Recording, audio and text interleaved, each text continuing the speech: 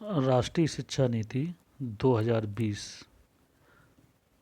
की समीक्षा के लिए हमारे संस्थान की ओर से हमारे प्राचार्य आदरणीय श्री विजयपाल सिंह जी द्वारा एक इतना महत्वपूर्ण कार्य किया गया है कि उन्होंने 3 दिवसीय ये वेबिनार आयोजित की है, जिसके माध्यम से राष्ट्रीय शिक्षा नीति की जो प्रमुख नीतियां हैं उन पर चर्चा की जा रही है। और हमारे प्रवक्ता श्री अनिल कुमार सिंह जी और प्रवक्ता श्री मनोज कुमार पाल जी पूरी तन्मयता के साथ इस कार्य को संचालित करने के लिए प्रतिबद्धता के साथ जुटे हुए हैं। उनका भी बहुत बहुत धन्यवाद। इस वेबिनार से जुड़े हुए जितने भी लोग हैं सबको इससे जुड़ने के लिए बहुत बहुत धन्यवाद। आइए हमारे प्राचार्य जी के द्वारा जो विषय आवंटन किया गया है उसके आधार पर हम अपने विषय की ओर बढ़ते हैं। आज की इस वेबिनार के एपिसोड में हमें जो विषय आवंटित किया गया है वो है भारतीय भाषाओं, कला और संस्कृति का संवर्धन, जो कि हिंदी भाषा की जो पम्पलेट जारी की गई है भारत सरकार द्वारा उसका 22वां प्रकरण है।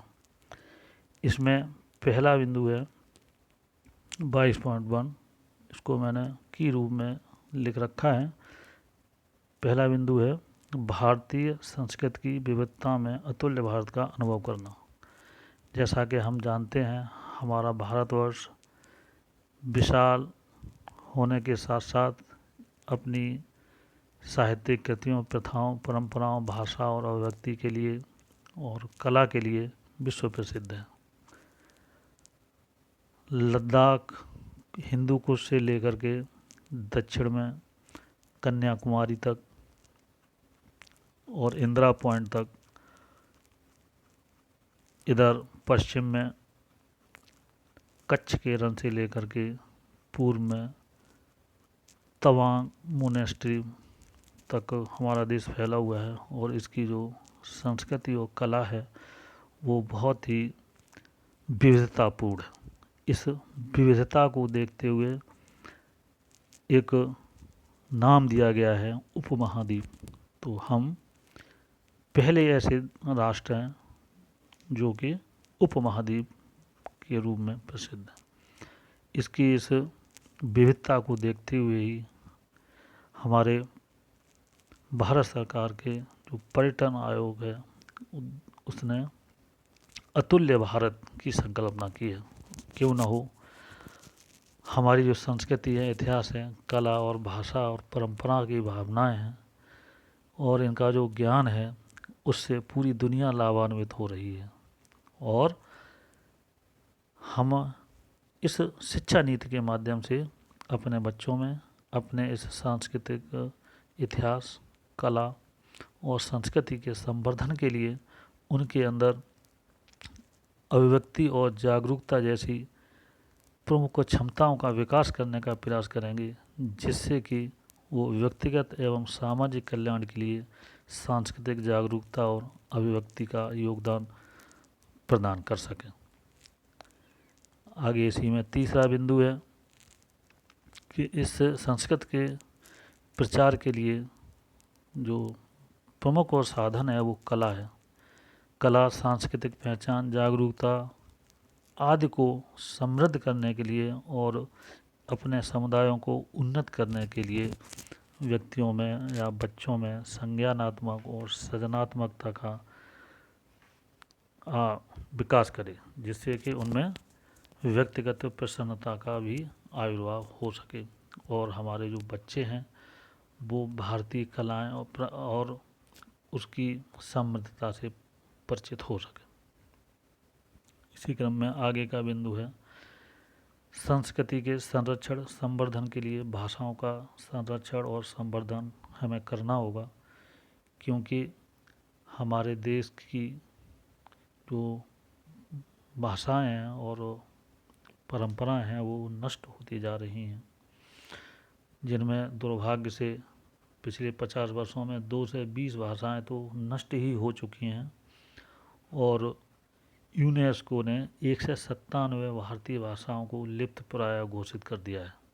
तो इस प्रकार से हम देखते हैं कि हमारे जो जनजाति समुदाय हैं, उन जनजाति समुदायों में और उनकी संस्कृतियों में जो उनकी भाषाएं हैं और उनकी जो संस्कृतियां हैं वो नष्ट होती जा रही हैं।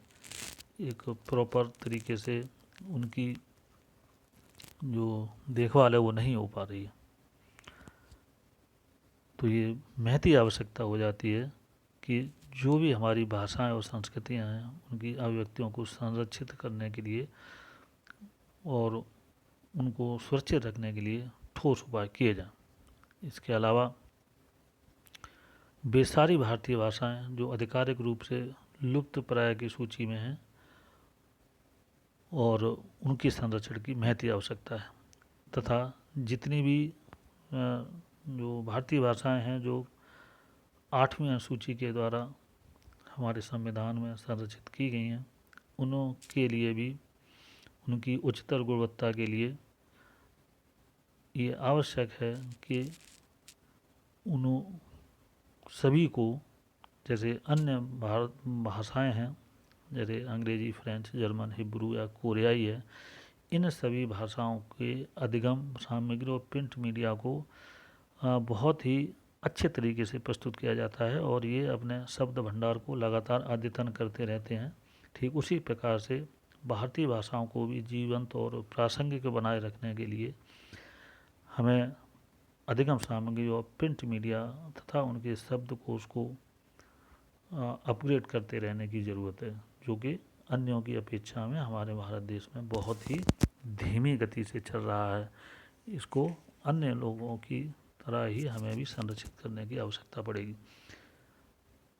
आगे 22.6 और 7 है, इसमें इस बात की चर्चा की गई है कि जो हमारी भाषाएं हैं उनके जो शब्द भंडार हैं और साहित्य हैं और व्याकरण है, इसको भी डिजिटलाइजेशन के द्वारा सुरक्षित संरक्षित किया जाए और इस शब्द भंडार का अधिक से अधिक प्रयोग किया जाए और व्यापक रूप से प्रयोग किया जाए और भाषाओं के एक भाषा से लेकर दूसरे भाषा के माध्यम से इनको अपग्रेड किया जाए और संरक्षित किया जाए। और जो शिक्षण है इन भाषाओं का वो केवल क्षमता पर केंद्रित न रह जाए, केवल शब्द भंडार और व्याकरण तक केंद्रित न रह जाए, क्यों ये जो है इनका शिक्षण है वो बातचीत और अंत्यक्रिया के माध्यम से क्षमता पर केंद्रित हो, जो कि बच्चों में विकसित की जानी है।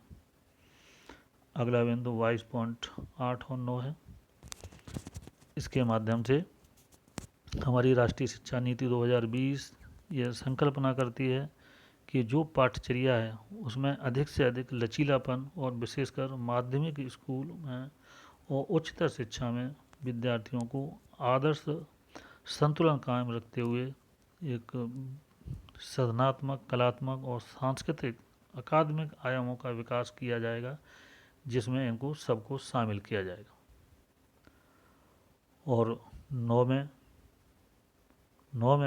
बिंदु में भारतीय भाषाओं का उनके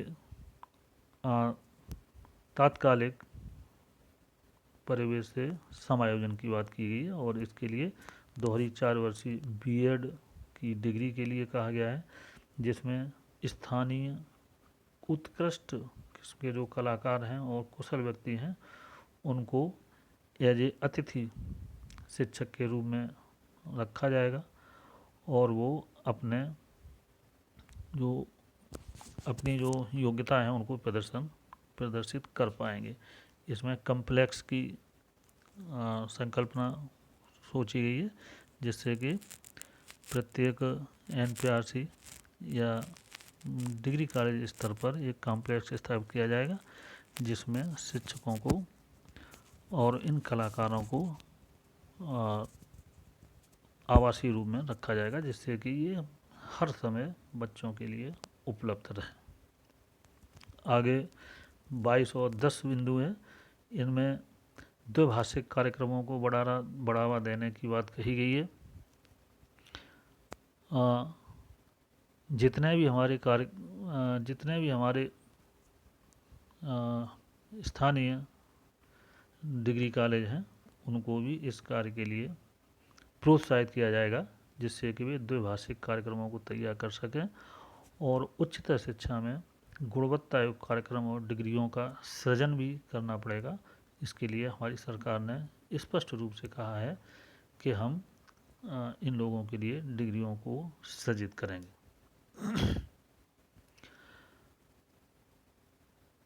आगे का जो बिंदु है 12-13, तो 12 में हमारी जो राष्ट्रीय शिक्षा नीति है वो ये स्वीकार करती है कि विद्यार्थियों को भारत की समृद्ध विविधता का प्रत्यक्ष ज्ञान होना चाहिए।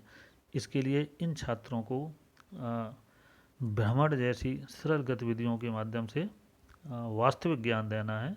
अतः ये संकल्पना की गई है कि हम एक भारत श्रेष्ठ भारत के तहत देश में लगभग 100 पर्यटन स्थलों की पहचान करेंगे, जहां शिक्षण संस्थानों के छात्रों के लिए ज्ञानवर्धक स्थल के रूप में इन्हें इतिहास, वैज्ञानिक योगदान, परंपराओं, स्वदेशी साहित्य और ज्ञान के माध्यम से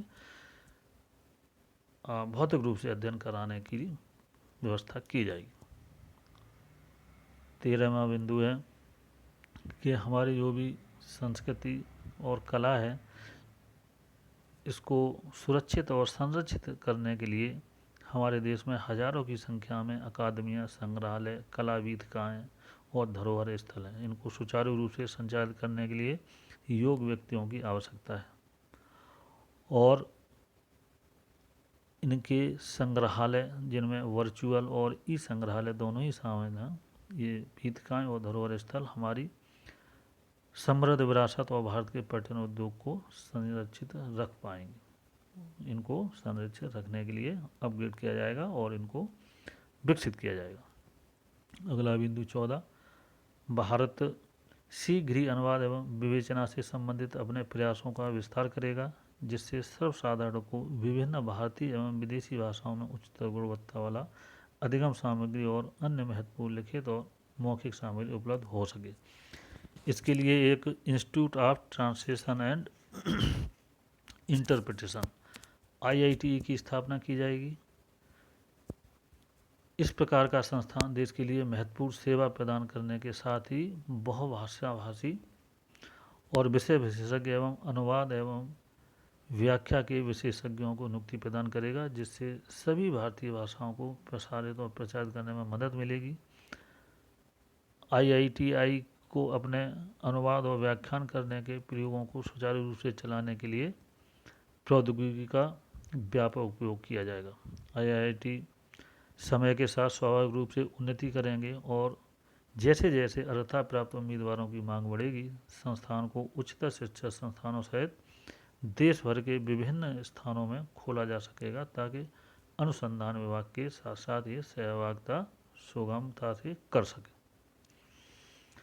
अगला 15वां बिंदु है, ये संस्कृत भाषा के बृहद और महत्वपूर्ण योगदान को देखते हुए लिया गया है, क्योंकि नई शिक्षा नीति जो हमारी 2020 है, इसमें संस्कृत को केवल पाठशालाओं और विश्वविद्यालयों तक सीमित न रखने के लिए मुख्य धारा में लाने का विचार किया गया है।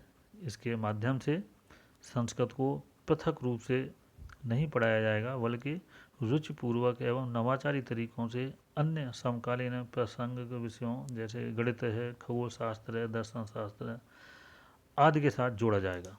अतः इस राष्ट्रीय शिक्षा नीति के बाकी हिस्से को संगत रखते हुए और संस्कृत विश्वविद्यालय भी उच्चतर शिक्षा के बहुआयामी संस्थान बनने की दिशा में अग्रसर होंगे और वे संस्कृत विभाग जो संस्कृत एवं संस्कृत ज्ञान व्यवस्था के शिक्षण एवं उत्कृष्ट अंतर विषयी अनुसंधान का संचालन करते हैं, उन्हें संपूर्ण नवीन बहु विषयी उच्च शिक्षा के भीतर स्थापित कर दिया जाएगा और मजबूत किया जाएगा, ताकि जो छात्र हैं वो संस्कृत उच्चतर शिक्षा का स्वाभाविक रूप से हिस्सा बन सकें। और इसके लिए शिक्षा और संस्कृत में 4 वर्षीय B.Ed डिग्री को भी मिशन मोड पर चलाकर संस्कृत शिक्षकों को बड़ी संख्या में व्यावसायिक शिक्षा प्रदान करने की योजना है। अगला बिंदु 22.16 ये भी भाषाओं से ही संबंधित है। इसी तरह भारत की जितनी भी शास्त्रीय भाषाएं हैं उन सभी को समृद्ध करने के लिए, उनकी पांडुलिपियों को इकट्ठा करने के लिए, संरक्षित और अनुवाद करने के लिए, उनका अध्ययन करने के लिए मजबूत प्रयास किए जाएंगे, जिन पर अभी तक ध्यान नहीं गया है। इसी प्रकार से सभी संस्थानों और विश्वविद्यालयों में जिनमें भारतीय शास्त्रीय भाषाएं हैं उनका साहित्य पढ़ा जा रहा है, उनका विस्तार किया जाएगा। अभी तक ये उपेक्षित रही लाखों अभिलेखों के संग्रह, संरक्षण, अनुवाद और अध्ययन के लिए इनका विस्तार किया जाएगा, क्योंकि हमारे भारत में एक सभ्यता ज़मीन के अंदर है और एक ज़मीन के बाहर है। जहाँ भी खोदा जाता है किसी न किसी सभ्यता से जुड़ा कुछ न कुछ निकल आता है, तो इनको संरक्षित किया जाएगा और हमारे वर्तमान समय में जो बच्चे हैं उनको उनसे अवगत कराने का प्रयास किया जाएगा। इसी प्रकार जो बात कही गई है 16वें बिंदु में, उसमें जो भाषाएं हैं उनको बहुविषयी कार्यक्रम के तहत आगे बढ़ाया जाएगा और इनके लिए भी बीएड की दोहरी डिग्री प्रदान की जाएगी ताकि उस भाषा के उत्कृष्ट भाषा शिक्षक तैयार हो सके। इसके अलावा राष्ट्रीय शिक्षा नीति में यह भी प्रस्तावित है कि भाषाओं के लिए एक नया संस्थान स्थापित किया जाएगा और विश्वविद्यालय के परिसर में विशेष रूप से पाली भाषा, प्राकृत भाषा और फारसी भाषा के लिए एक राष्ट्रीय संस्थान स्थापित किया जाएगा और इन संस्थानों और विश्वविद्यालयों में एक कला और भारतीय विद्या का अध्ययन केंद्र भी स्थापित किया जाएगा और इनको मजबूत करने के लिए कदम उठाए जाएंगे। इन सभी क्षेत्रों में उत्कृष्ट अनुसंधानों को NRF द्वारा सहयोग प्रदान किया जाएगा। नेशनल रिसर्च फाउंडेशन के द्वारा सहयोग प्रदान किया जाएगा। इसी तरीके से 17 और 18 बिंदु आते हैं। 17 में जो हमारी शास्त्रीय और आदिवासी भाषाएं हैं जो प्राय लुप्त प्राय हो चुकी हैं, उनको प्रौद्योगिकी और क्राउड सोर्सिंग के माध्यम से जन भागीदारी के रूप में आगे बढ़ाने का महत्वपूर्ण प्रयास किया जाएगा। और 18 में भारत के संविधान की अनुसूची में जो भाषाएं शामिल की गई हैं उन सभी भाषाओं के लिए एक एक अकादमी खोली जाएगी और ये अकादमी केंद्र सरकार और राज्य सरकारों के साथ परामर्श करके उनके साथ मिलकर स्थापित की जाएंगी। इनका व्यापक पैमाने पर बोली जाने वाली ये अन्य भारतीय भाषाएं हैं, ये इन अकादमी और सरकारों के माध्यम से इनको संरक्षित करने की योजना है। इसी तरीके से 19वां बिंदु है कि जो भारतीय भाषाएं हैं इनको समृद्ध करने के लिए स्थानीय कला और संस्कृति के संरक्षण हेतु सभी भारतीय भाषाओं को जो वेब आधारित पोर्टल हैं या प्लेटफार्म है, विकिपीडिया है, इनके माध्यम से इनका दस्तावेजीकरण किया जाएगा। इस प्लेटफार्म पर जो वीडियो, शब्दकोश, रिकॉर्डिंग या अन्य सामग्री होगी उसे उन लोगों द्वारा उस भाषा को विशेष रूप से बोलने वाले या उनके जो बुजुर्ग या जानकार हैं उनकी कहानियाँ सुनाना, कविता पाठ करना, नाटक खेलना, लोक गायन एवं नृत्य आदि को रिकॉर्ड करके इस पोर्टल विकिपीडिया के माध्यम से प्रासंगिक सामग्री के रूप में जोड़ा जाएगा और इन प्लेटफार्म को समृद्ध किया जाएगा और इनके संरक्षण के प्रयासों को अनुसंधान परियोजनाओं के माध्यम से